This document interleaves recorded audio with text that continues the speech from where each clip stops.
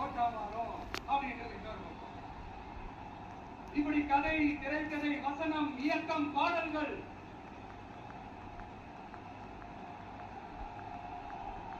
அதனால இந்த அரசியல் ஆய்வாளர்களுக்கு நான் சொல்றதெல்லாம் ஒன்னே ஒண்ணுதான், நல்லா கேட்டுக்கங்க. இந்த விஜய் ஏதோ இந்த பல லட்சம் பேர் கூடுற கூட்டத்துல மட்டுமே இருக்கிறாரு அப்படின்னு மட்டும் தப்பு கணக்கு போட்டாதீங்க.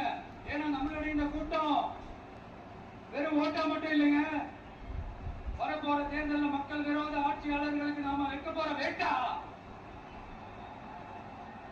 நம்மளை கோட்டைக்கு அனுப்ப போற ரூட்டா இருக்க போது சீக்கிரமாவே தெரிஞ்சுப்பீங்க.